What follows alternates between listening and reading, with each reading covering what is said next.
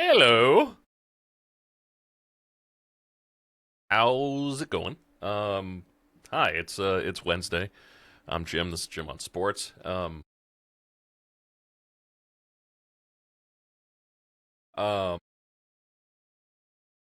yeah, work got long today, so I'm just gonna hop on live right now.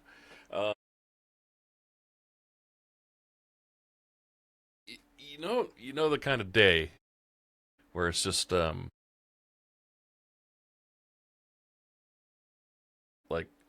like keeping your eyes open is a pain,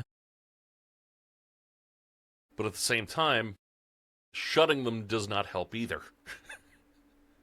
It's like you know what? Maybe I need a nap. I can't take a nap right now. It's awesome. Anyway, hope your Wednesday is going well. Let's see. Got some uniform stuff to talk about. Bet you didn't know I'm a uniform nerd. You knew. You knew. Uh, Welcome in if you're just finding the show. If you've been here before, thanks. Thanks. Um, this is Total Dallas. If you are new here, he's an idiot. Anyway, what's new? There's a fly flying around here in this office again. Um, so I'm like just trying not to give it the opportunity to fly into my mouth, and it's a fucking big one.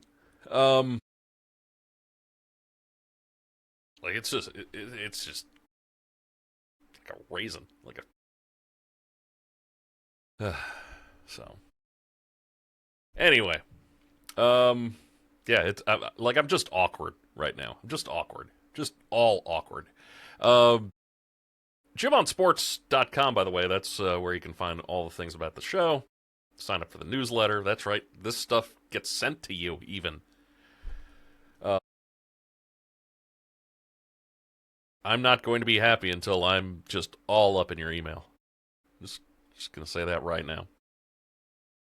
Hey, NFL camp started. Uh, I guess the big story right now out of camp is uh, Bijan Robinson and Jameer Gibbs are staging hold-ins as they look for new deals, new contracts. Neither one of them participating in either the Falcons or the Lions. First training camp practice for both teams. Both players have had conversations with their teams about potential long-term deals. Um, and both players expected to kind of reset everything. Saquon Barkley, of course, the current highest paid running back in the NFL, with a $20.6 million annual annual average. They're gonna Jameer Gibbs and Bijan Robinson. Who'd have thunk that? By the way, for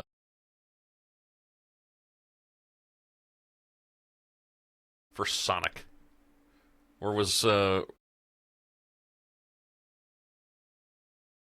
Jameer Gibbs Sonic or was he Knuckles? Like which one was David Montgomery?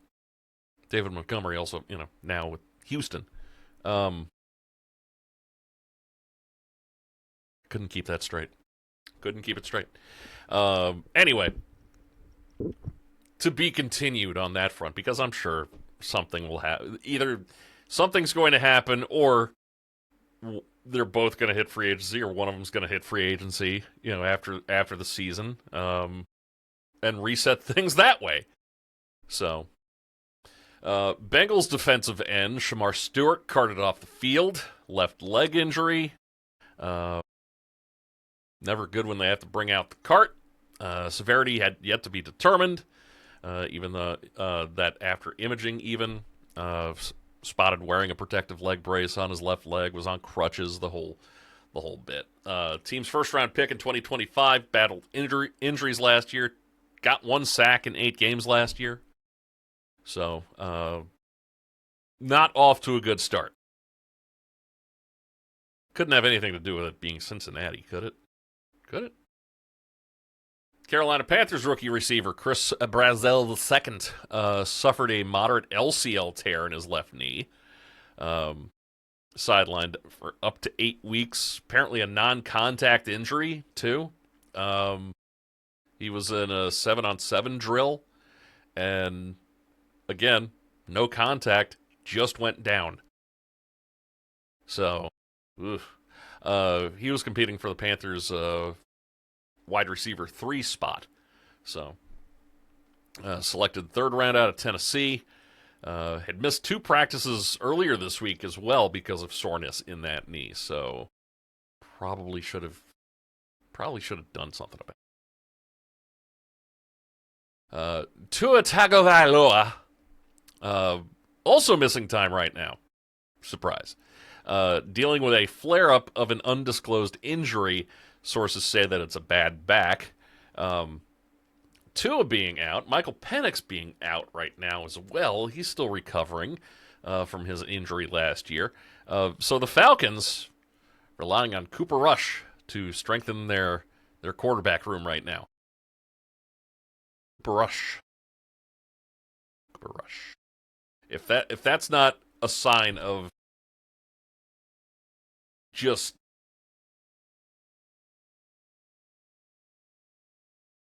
doing everything you can to protect your quarterback. Granted, back injury. I mean, that could have happened as he was getting out of bed this morning, playing with his kid, whatever. But still, like all of a sudden, the Falcons are down to Cooper freaking Rush. Your daily dose of Infantino, whether you like it or not. He's holding soccer hostage, apparently. Listen to this.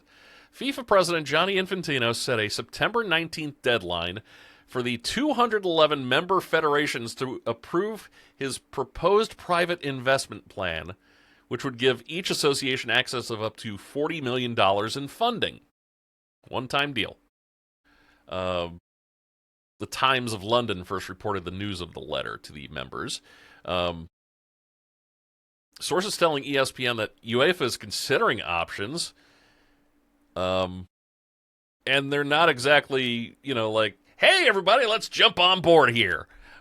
They're talking about options such as a potential World Cup boycott over what it described as a complete lack of consultation and governance. Infantino writes in the letter that a $10 billion funding package would be available if the plan is approved, compared with $2.7 billion if it's rejected. So, Johnny's good with numbers, apparently. The proposal, and yet another reason why he might be getting called before Congress right now. The proposal, backed by Thrive Capital, that's the investment firm founded by Joshua Kushner. Josh Kushner is the brother of Jared Kushner. Jared Kushner is Donald Trump's son-in-law. Let's see. Johnny got called before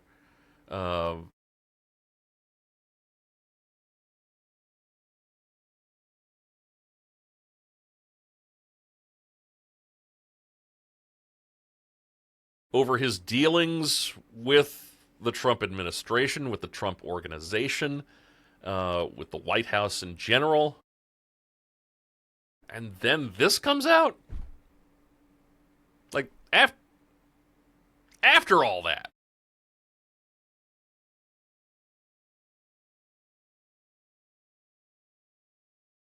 The chrome-plated balls on that dude. Sources within women's football in England described FIFA's proposed plans as unconscionable. And who can blame them? They believe it could be incredibly detrimental to the women's game, with this with decisions being driven by profit rather than player safety.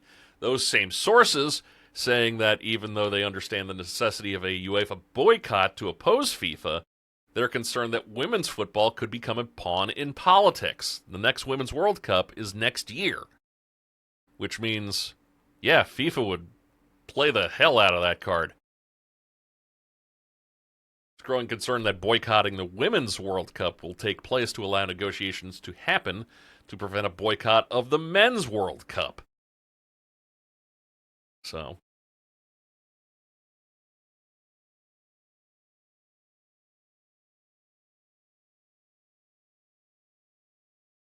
what are we waiting for as far as throwing Gianni Infantino in jail? What are we waiting for here?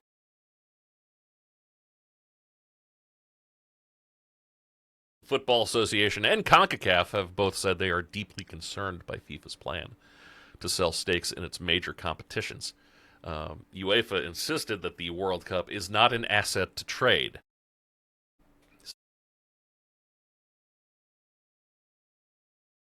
I mean,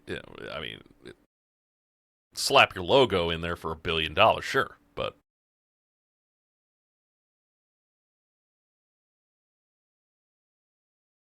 it's fun to watch. But you hear all this stuff that goes on in the background. It's just like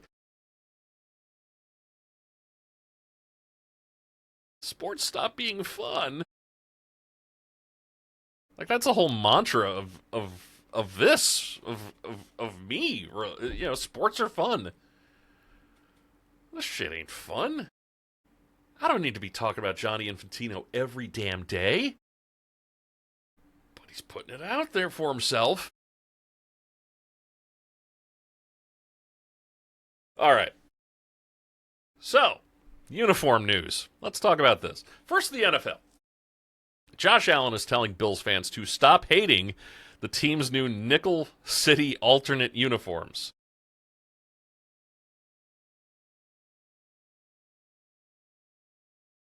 Ugh. Why do I just have this really bad feeling right now? Why do I have this bad feeling about what I'm about to see? Oh, God, what the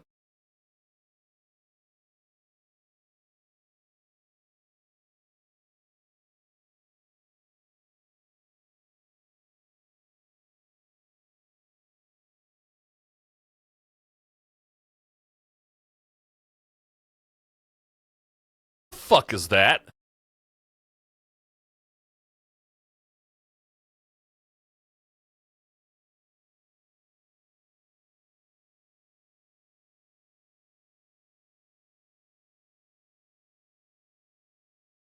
Those might be the worst alternate uniforms I've ever seen. Like, across multiple leagues, those might be the worst.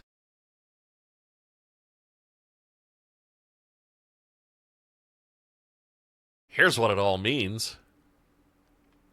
You got the blue helmet, the charge helmet, uh, bringing the charging buffalo to life with the horn, eye, and charge streak displayed on a blue shell with a micrometallic flake finish. You got the nickel gray foundation. Nickel, like, is nickel like a big thing in Buffalo? I have no idea. Nickel gray foundation. You got the blue collar. You got the left chest charging buffalo, right? You know, right where D is. Um, you got Go Bills inside the collar because, whew. Needless to say, fan reaction to Josh Allen telling them to stop hating the new Nickel City alternate uniforms is no. Absolutely not. We will not stop hating them. God, I don't even know when those are gonna be making us all stop watching, you know, a Bills game. But phew. Last week, the Rams unveiled two new alternate uniforms. Oop, nope. screwed up my order. Hang on. Hang on.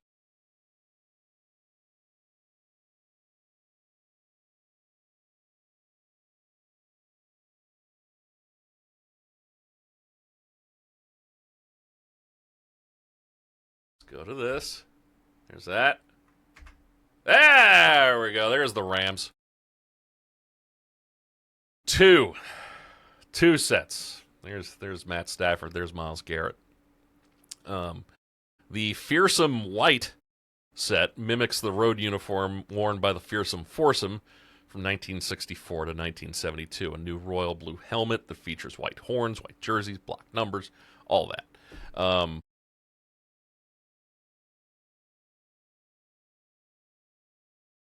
like those better than the Nickel City. I'll say that. I'll say like that should be a given.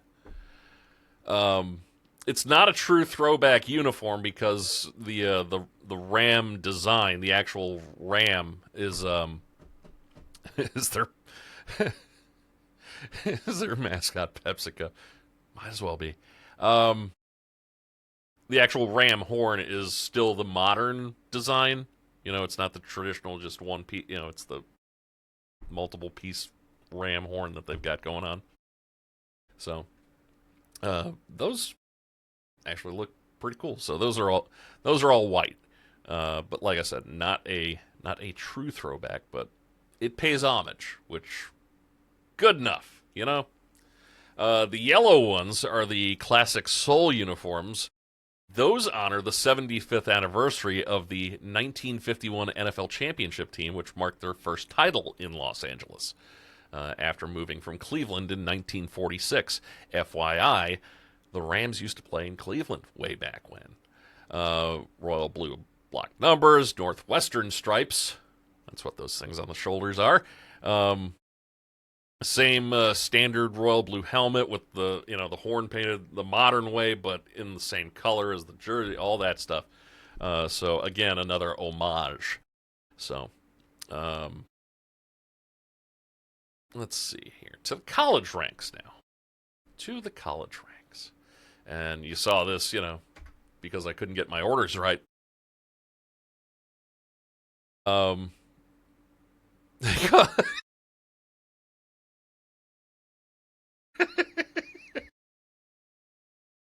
Very good. Very good. Oh man. Like how soon are those things gonna be on clearance, man? Orange tagged to hell with those. Uh Ohio State announced that they're adding a uniform patch under a new corporate sponsorship with J.P. Morgan Chase worth $17 million a year. Here's what that looks like for football. That patch going to be added to all of the athletics uniforms at Ohio State. It's a deal similar to the deal that Wisconsin struck with Culver's, the burger joint. They struck a deal with Culver's earlier this summer. Those two kind of go hand in hand, quite honestly. Wisconsin Butterburgers, you got Wisconsin Badgers. Okay, I get that. So Culver's is a Wisconsin company.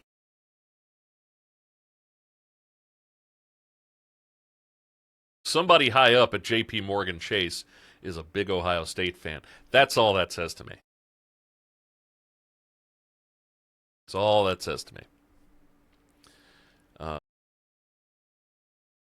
That said, Notre Dame saw that and said, $17 million. That's cute.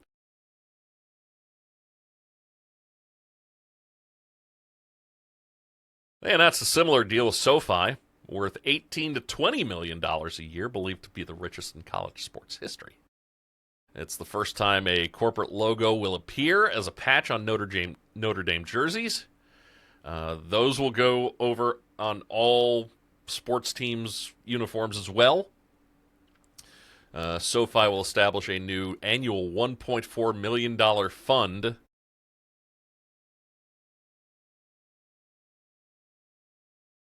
Only 1.4 on a deal worth 18 to 20 a year? Where's the rest of that money going? I need to figure out how to do NIL, like the old NWO. NI.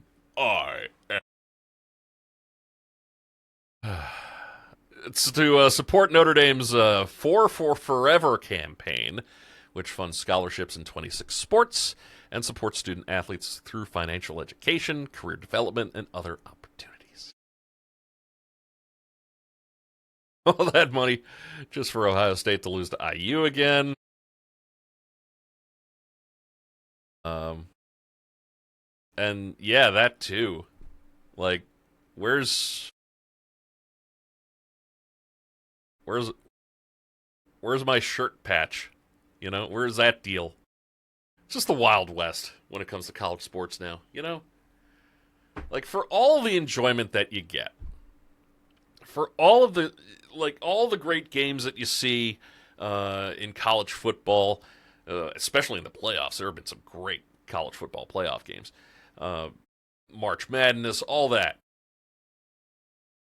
You also get just every tradition being stomped on and tossed aside, and it's all just a numbers racket now. It's all it's all a race to see who can who can get the most cash. That's all it is now. And again, I get it. Like it's a ton of cash for a little piece of fabric. I'll say that. All right, it's a lot of cash there for a little patch of fabric on the uniform. Cream, cream. Cash rules everything around me. But like that one, like they could obviously do like the same blue bat. Like they could have, you know what I mean? Like it doesn't have to be that. That's the part that's the most offensive to me, quite honestly, is the fact that the SoFi logo sticks out like that. I have another one? No? Okay. God. Oh. Oh. Those things are terrible. Those things are god awful.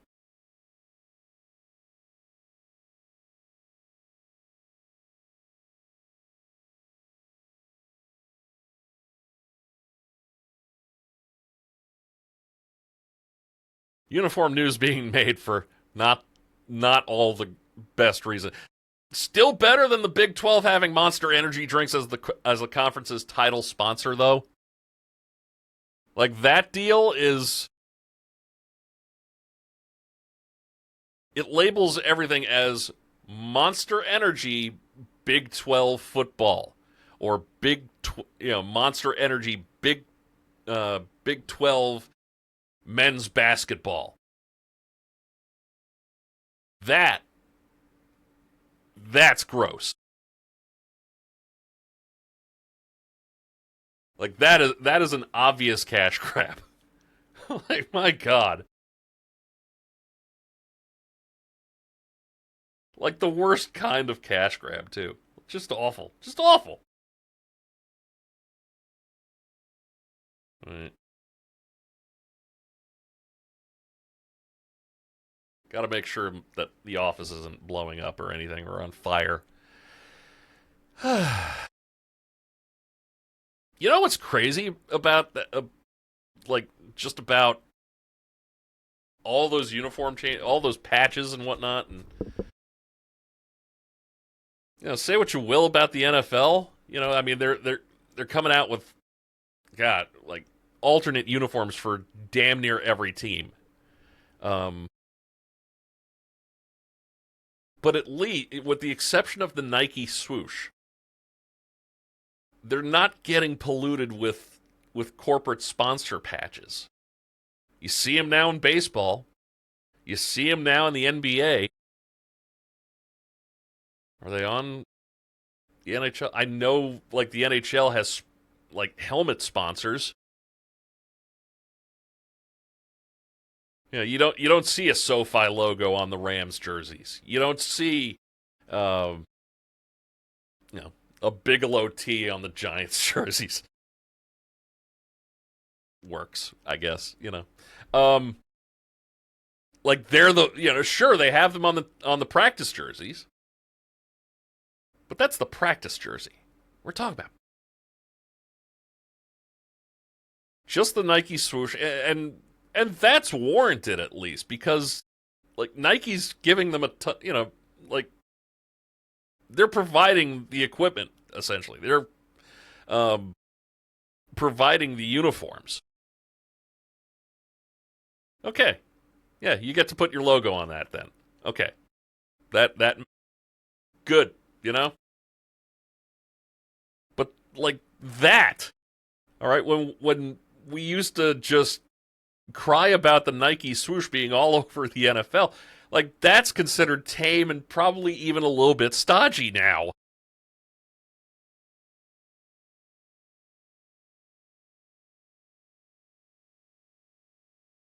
Just like for real, man. Like awful. Eh. I like the white ones. The yellow ones are kind of like the yellow ones that they had in the alternate like a few years ago. Go back and watch the clips of like the game where they scored the most points with the Chiefs, where it was like 100 points or something, or like 99.50. Yeah, over 100 points actually in the game. Like it's that. So if you can handle the color rush jersey with the yellow jersey and the yellow pants. Okay. Yeah, MLS has it too. Thank you, B. Hannon. By the way, good to see you, man. Dude wipes on the back of their jerseys. Well, like, also terrible, also terrible.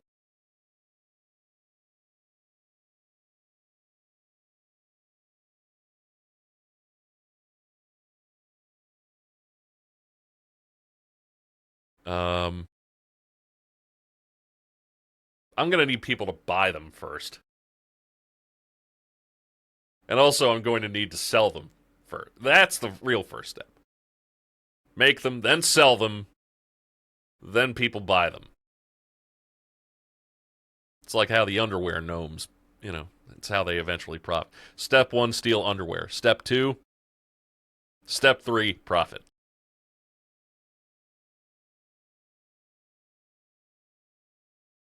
I think it's like that anyway. Big Ten still wanting 24 teams in the college football playoff, and they certainly have a lot of support on that front too. Big Ten Commissioner Tony Petitti doubling down on his league's push for a 24-team CFP, saying that the Big Ten can still eliminate its conference championship game in time for a new format to begin in 2027. Which, how are you going to make that work? Like I'm sure Fox has something to say about that, right?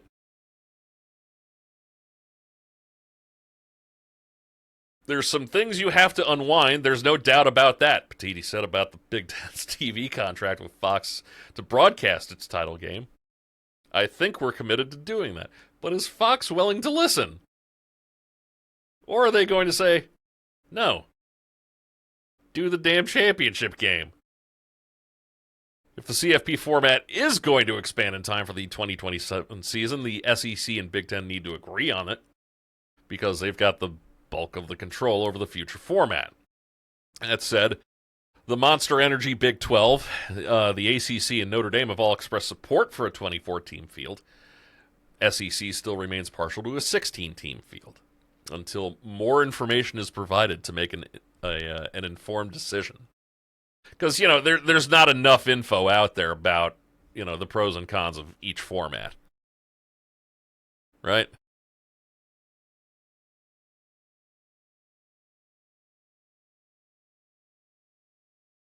The largest amount of playoff teams that keep championship games. I mean, like I understand, expanding the playoff to include more teams. I get it. I mean, they needed to do it, from 4. Like that we can agree on. 12, 12. I'm not gonna lie. I think 12's the sweet spot. I really think 12's the sweet spot. But I'm not Tony Petit. I'm not Greg Sankey. I'm not the idiot selling, the Big 12's naming rights to Monster Energy, whatever that guy's name is. Um, I know it. Like if I saw it, I'd know it. Oh, that's the Big 12 guy. But right now, like he's just the idiot who sells Monster Energy as the title sponsor of the Big 12. Um, CFP leaders are expected to get more answers at a meeting in August, but sources remain skeptical that a decision would be made then. There's another annual meeting in September at Big Ten headquarters, which I imagine looking a lot like Dr. Evil's lair. That could provide some more clarity on the direction that they're heading. Petiti said it's not a great thing to be talking about during the season, which, yeah. Uh-huh. One of the biggest questions looming is how much revenue could be generated from a 24-team field. Lots. Like, how much is being generated with 12? At least double that. And if it would compensate for the lucrative revenue that the Power Four conference championship games, if it would cover that loss. So we shall see. Again, 12. 12, man.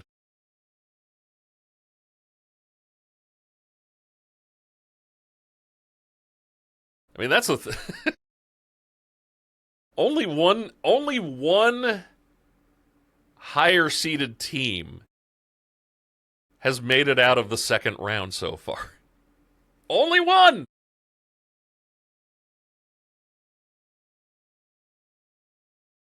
That's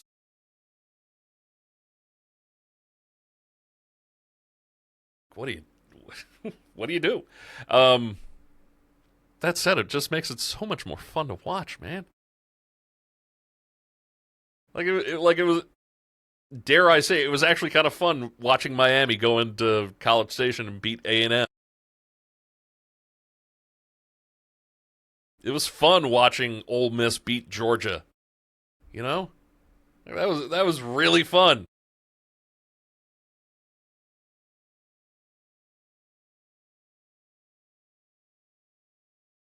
We're just getting to a point where it's going to be 64. I know it.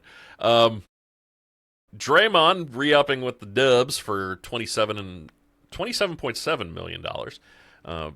14 seasons already. He's been in the league for 14 seasons, and that's only topped by Steph Curry's 18, all with Golden State. So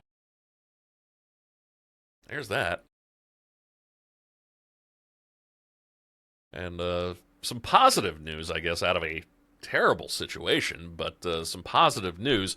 Chiefs coach Andy Reid gave a positive update Wednesday on the condition of Mia Bieniemy, the wife of offensive coordinator Eric Bieniemy. Um, his wife was allegedly shot multiple times by the couple's son Sunday night at the family's home in Virginia. Reid said of Mia Bieniemy, who's 57, she's doing great. She's doing better and great from where she was. She's out of the ICU, making progress, so we're happy about that. Eric Bieniemy left the Chiefs training camp Sunday night to be with his wife. No timetable for his return, which, good. Um, since Sunday night, she's been hospitalized in stable condition. Police in Loudoun County, Virginia, confirmed Monday that a woman was being treated for serious injuries from multiple gunshot wounds, but did not disclose her identity.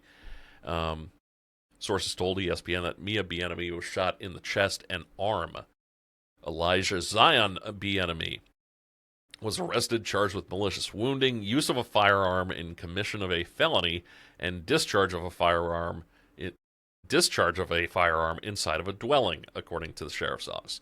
Being held without bond at a detention center in Loudoun County. Like that's just crazy, you know? Like that's just crazy, man. Um, Andy Reid saying, I just want to make sure she's taken care of, and Eric the Third as well. Eric the Third, her oldest son, who has cerebral palsy. So obviously, some extra care has to be taken there. Um, so yeah, Eric Bieniemy's got his hands full, but you know, sounds like everybody's going to be okay. You know, as far as his wife goes. So my goodness. Hello, Nick. How you doing, bud?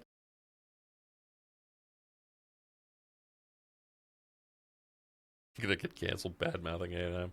I'll do it more.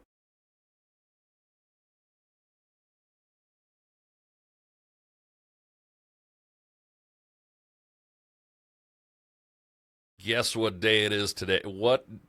Oop, wait. There we go. What day is it today? Because I'm not gonna lie. I honestly don't know. What day is today? Besides Wednesday. Um, besides July 29th. It's your birthday. Yeah. Happy birthday, dude. How many is it? Are you old? Are you old like me? Is your beard like basically all gray in front? Yeah, that's. I'm a youngin. Oh, it's National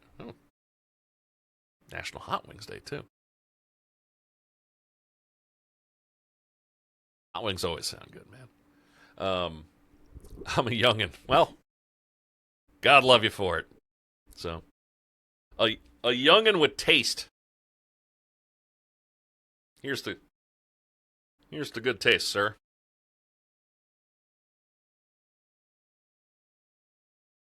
Living the wildlife here. That is a that's a Coke Zero.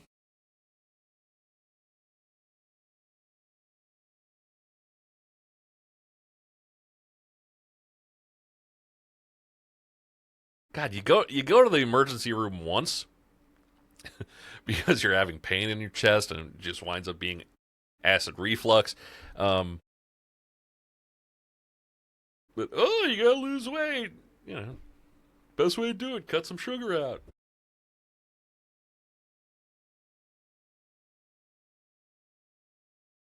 I mean, hot wings. Hell yeah, hell yeah, hot wings.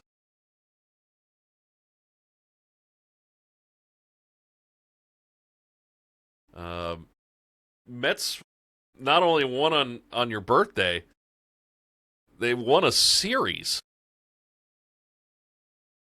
They took game one of the doubleheader today against the Braves. They're 6-3 against the Braves this year, and still 15 below 500.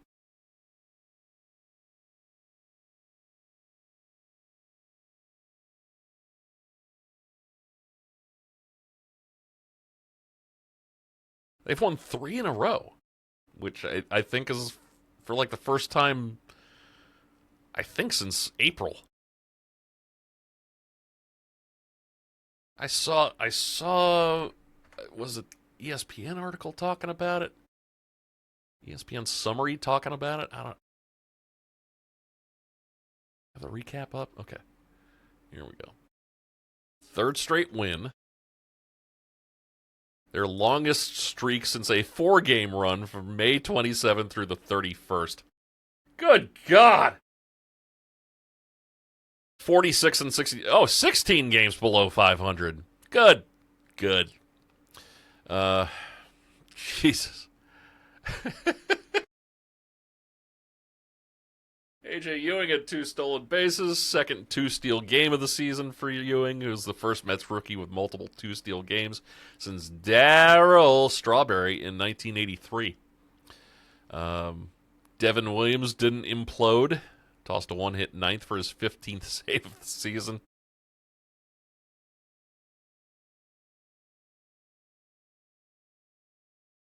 Yikes. Holy hell. Detroit lost. My God. Detroit was up 7-0. Detroit was up 7-0. They threw Scooble out there today. Scooble got his 1,000th career strikeout today. Part of his 6 that he got on the day. 6 2/3 for Scooble. 4 hits, 3 earned runs. So it kind of started falling apart with him. Or, yeah, well, he probably left those guys on, right?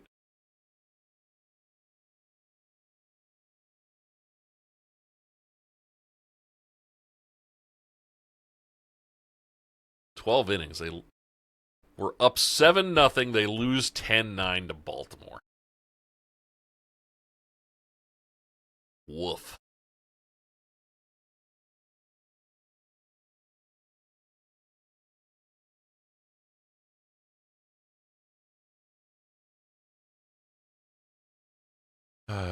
We went against those we don't like. We played best games against the Yankees, Phillies, and Braves, not counting the first game of the season, of course.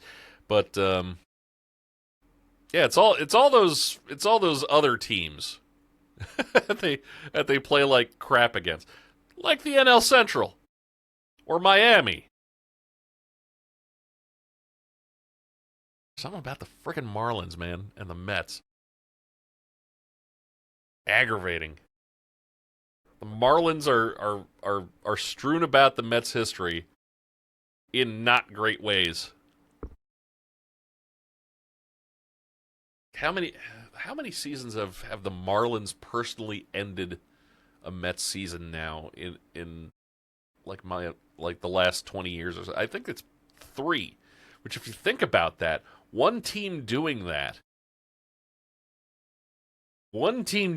consistently over a stretch of time, that's ridiculous.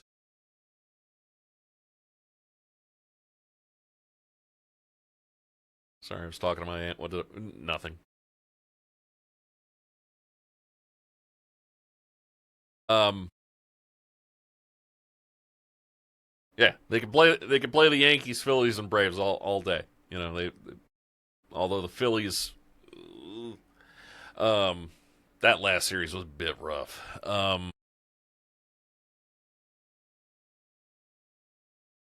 Braves 6-3 against the Braves this year.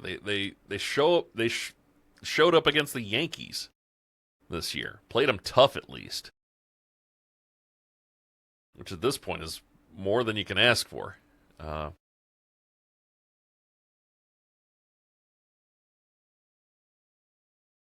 Cubs, the Cubs trounced them. Um, Miami will always have their number. I don't know why. Uh,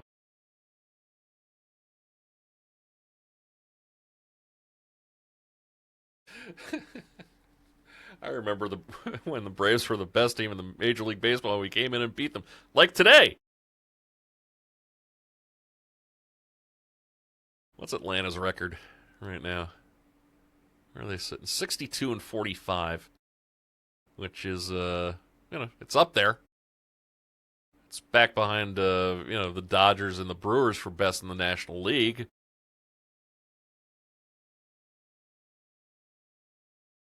But they'd only be a half game behind the Rays in the American League.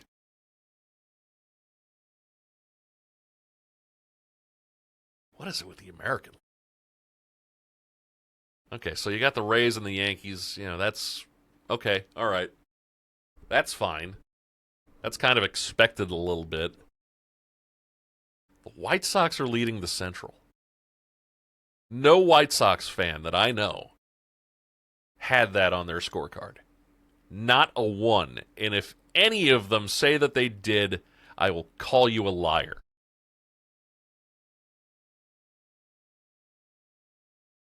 But they're only 4 games up. They're only 4 games above 500 right now. Like, they're great at home. Dog crap on the road. just awful. And the Rays are kind of like that too. The Rays are 24 and 28 on the road, 38 and 16 at home, which blows away. Yeah, blows away even the Dodgers. The Brewers are right there behind them at 36 and 20. But like, phew. That's positive run differential, man. White Sox got that positive run differential, plus 41 right now. Cleveland keeps shooting themselves in the foot. They're at minus 19. Detroit has been playing like really well, but I gotta wonder, man. I gotta wonder how many more losses before they just say, "All right, we're trading Scoob. We can't do this." How soon before it's just we just got how much now? August 3rd, right? That's the trade deadline.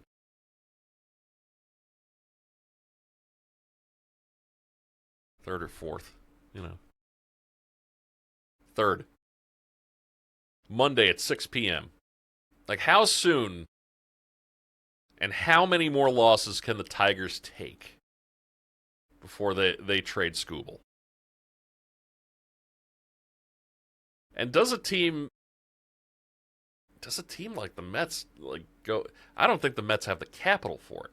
I don't think the Mets are wanting to part with the capital for it. Cubs got some players though. Cubs got a lot of players.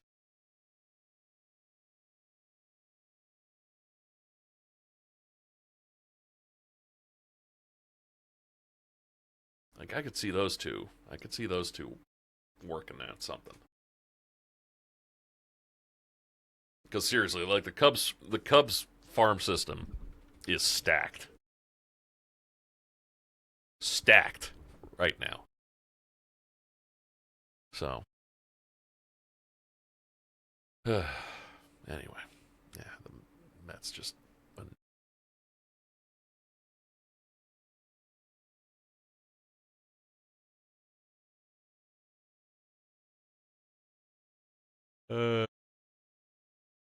send Kodai and 100 mil hidden in his shirt as a bribe.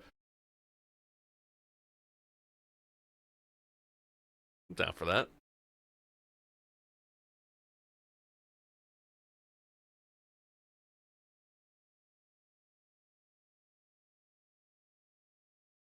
Yeah, come closer to Chicago. You'll meet some White Sox fans.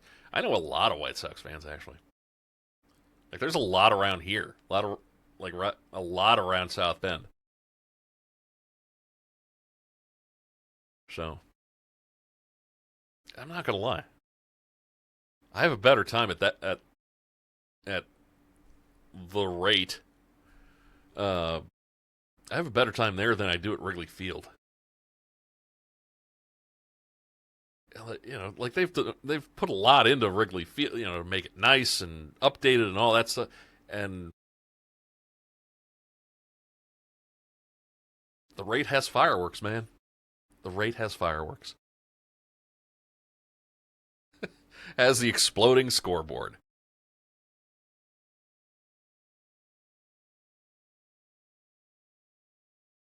Excuse me. That's another thing about these Coke Zero Sugar, man. Like they will just make you just burp like all day. What do you think of Fenway? I'd like to go to Fenway. I haven't been to Fenway actually. Um, my travels back east have basically stopped at New York the last time I've had to travel. So, how do you feel about the Red Sox as a whole? Is it an enemy? A little, a little.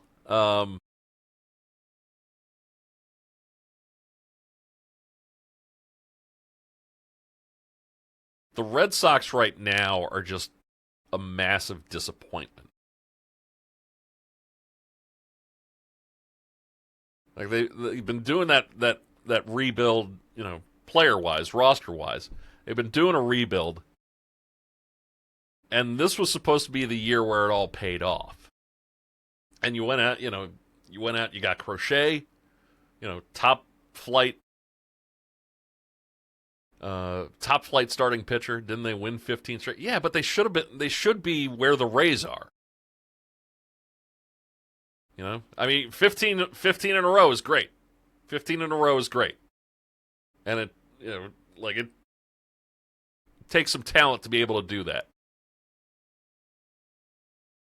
But they're sitting in third. Why are the Rays good? By the way, something in the water, like something compels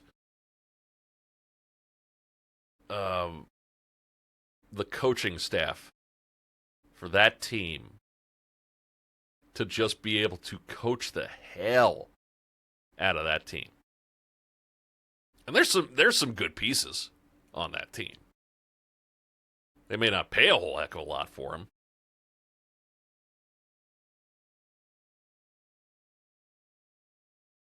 Could the Rays do like a half season rental of Scoop?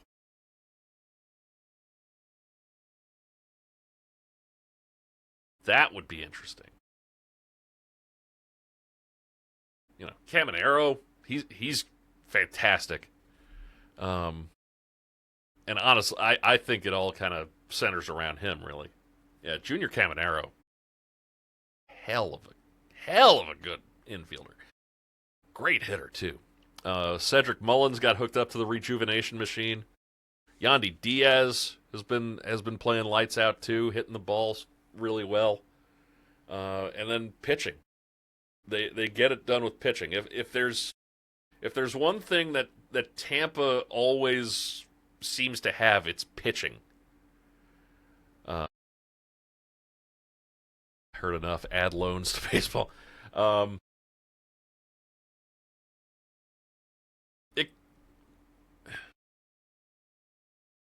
on occasion, you see some of these trades. Like the most recent one that sticks out to me.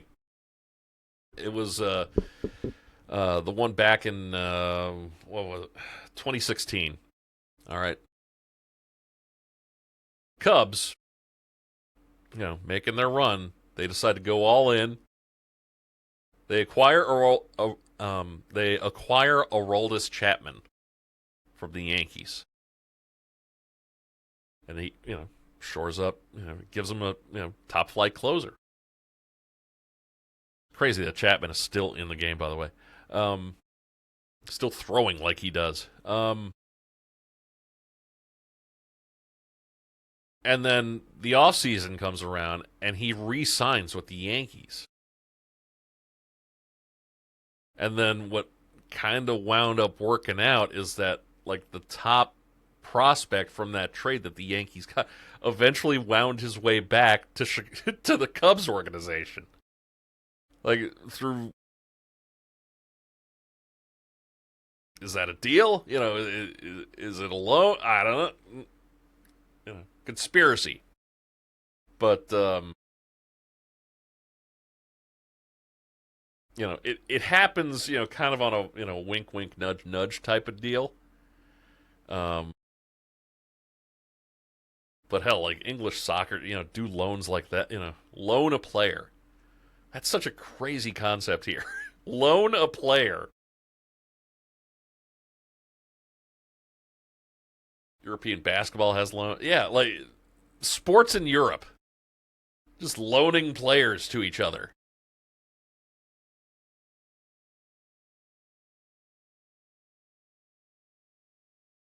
I'm not sure you could call it like you'd have to call it something that has more than one syllable in this country. It'd have to be temporary allotment. Temporary player allotment.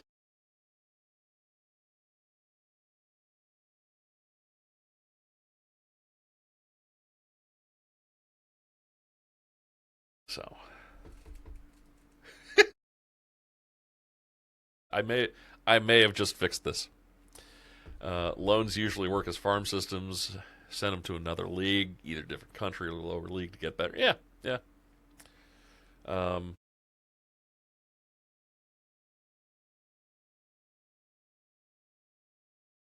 you got teams, trading minor leaguers, here, with baseball anyway. Like those happen a lot. Uh, DFAs, things like that too. Designated for assignment, where a player basically gets waived, um, and can either take the assignment or leave the team, within, I think, within like a week or so. But it does happen that a team in Euro League loans a player to another EL. See, that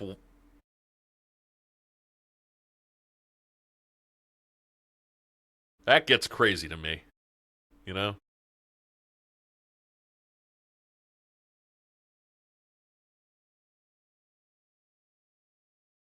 I wonder if there's like, has there been like a gambling scandal at all connected with one of those loans, or or what? I don't know.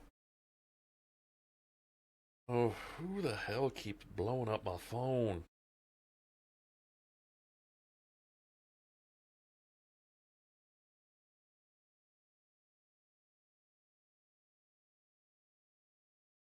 So it's usually written in the loan contract that the player can't play against their parent team, the one that loans them out. Okay, all right.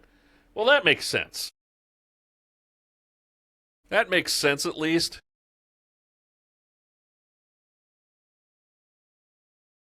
I'm still not sure that it would fly here in the states. I'm not totally sold on that. So anyway,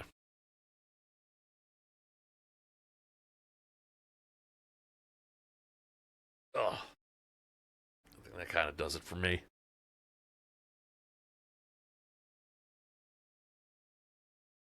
I hear the dogs. They're outside, um,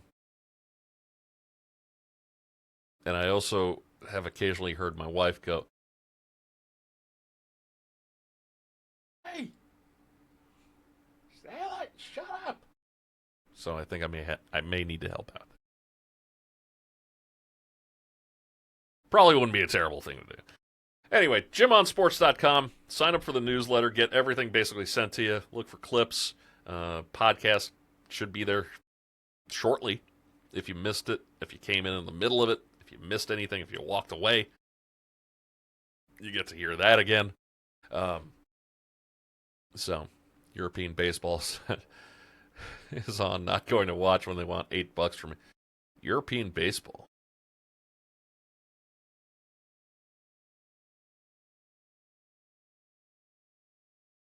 I remember those Great Britain uniforms from the World Baseball Classic. Great Britain. Like it's just written. So, anyway, jimonsports.com. Find all the links to all my stuff online. Sign up for the newsletter. Find the podcast there, and all that stuff. I will see you tomorrow. Have a good one.